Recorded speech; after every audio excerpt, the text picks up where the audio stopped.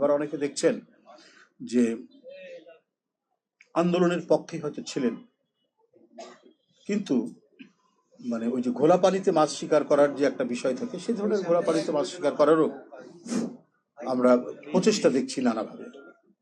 হাসিনার পতন হতে না হতেই সে পালিয়ে যাওয়ার সাথে সাথে আমরা নানা কথা শুনেছি, নানা ধরনের বক্তব্য আমরা পেয়েছি, যেটা অত্যন্ত অ্যালার্মিং। এবং সেগুলো কিন্তু আমরা যা বলছি সেটা কিন্তু আমাদের আমরা প্রতিক্রিয়া। আমরা কিন্তু প্রথমেই যে এই গণতান্ত্রিক শক্তির বিভেদ হোক, এই ধরনের কোনো কথা আমরা বলি। আজকে দোসররা নানাভাবে নানা দিক থেকে তারা নানা ধরনের কাজ করছে।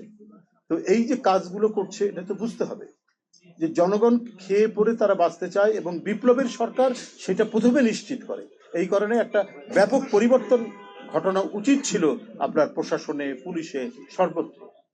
সেটা না করার কারণে এরা আজকে নানাভাবে নানা দিক থেকে তারা মানে বিভ্রান্ত তৈরি করা, সরকারের বিরুদ্ধে অপপ্রচারের বিভিন্ন কাজগুলো করছে। এদেরকে আইডেন্টিফাই করে তো কোনো ব্যবস্থাই আমরা দেখিনি। বরং আমরা দেখছি যে আমরা যারা এখনো অপোজিশন করছি, আমরা যারা আমরা রাষ্ট্র ক্ষমতায় নেই, কিন্তু তারপরেও যেভাবে আমাদের দিকে বাক্যবান এবং তীর নিক্ষেপ করা হচ্ছে, এটা তো অত্যন্ত